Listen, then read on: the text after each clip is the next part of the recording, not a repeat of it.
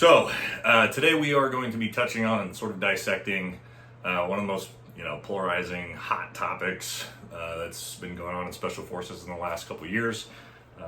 You guys know I don't shy away from the rough subjects, so we're going to get into it right now, and that is women in Special Forces. Should women be Green Berets? Ooh, scary topic, right? So let's be clear right out the gate. Why has there been such a big push by the Army over the last couple years of trying to achieve having female Green Berets? It's been a huge thing for the Army. Well, we're going to be real. This conversation is going to be a realistic conversation. This isn't going to be, we're not going to play the woke game that men and women are exactly the same. This is all going to be realistic, right? If you don't like that, this video is not going to be for you, okay?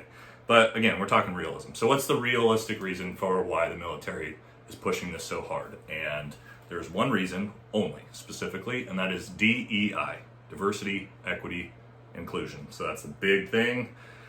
We all know it right now, corporate world, military world, huge push for it. Whether it's a good thing or it's a bad thing, I'm not going to get into the political side of that. But that is the reality of why the military is doing it. It's not doing it for lethality. It's not doing it for mission effectiveness. It's not doing it for benefit of the unit.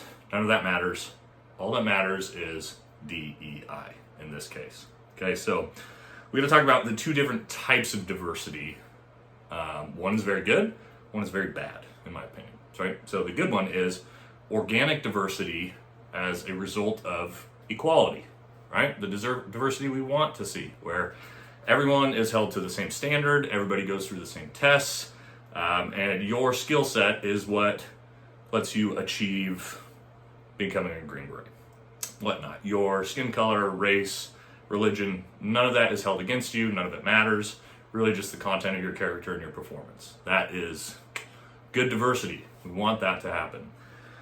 Bad diversity is what we see a lot of now, which is forced diversity for the sake of equity, right? And what that means is the standards don't matter, the content or performance doesn't matter. The only thing that matters is equity, the same, right? That we get women in Special Forces, all we care about. So the problem is the military and the Army is taking that approach, standard number 2.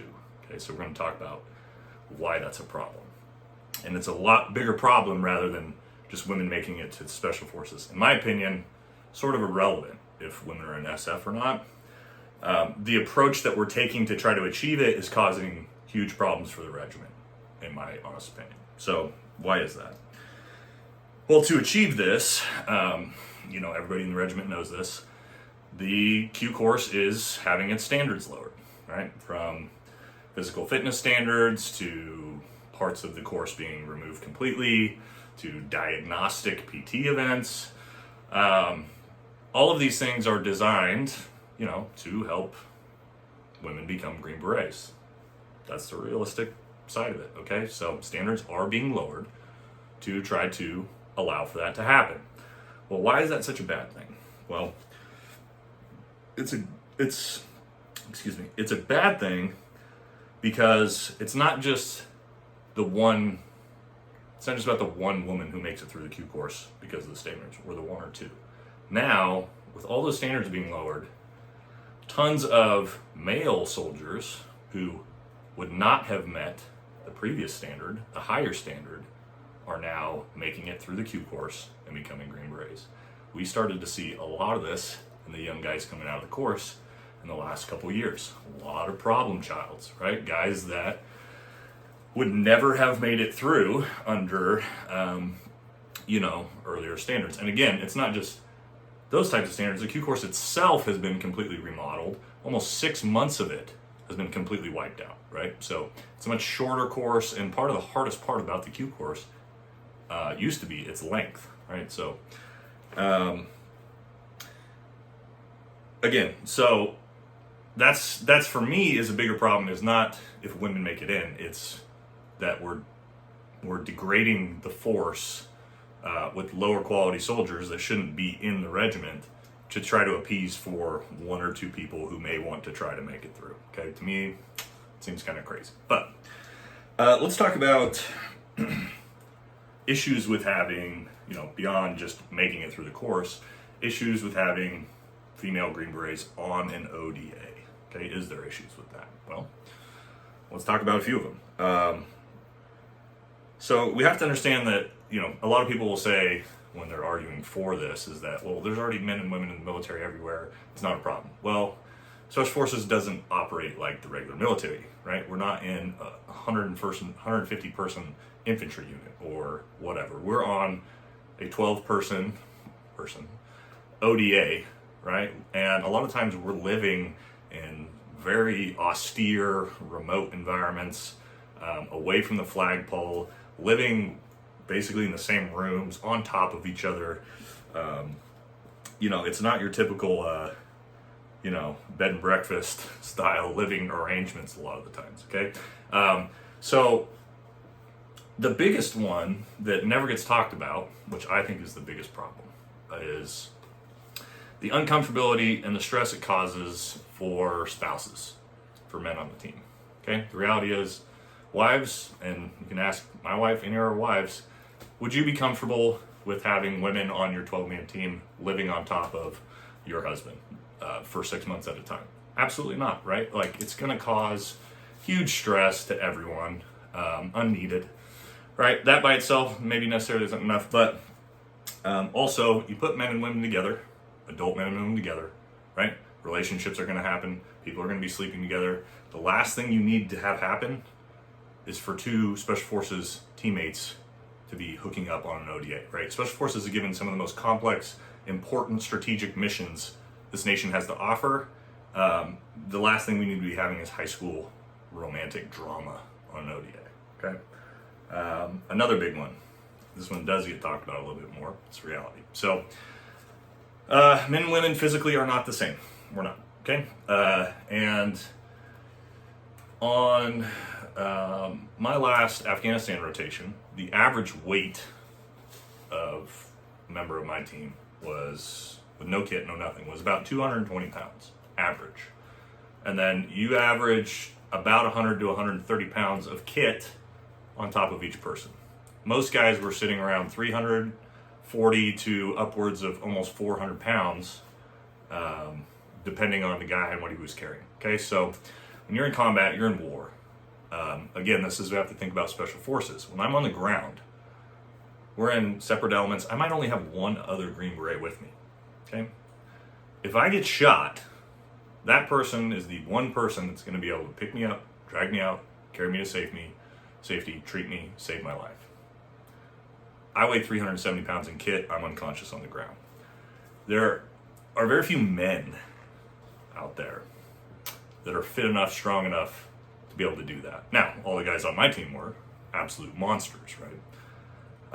But again, this isn't just about women being able to do it. Majority of men can't pull that off, right? So now if this is a woman who can't carry my unconscious 350 pound body out, or man, again, new generation of weak male soldier that's coming into the regiment, now I'm dead because my male or female teammate here can't carry me to safety.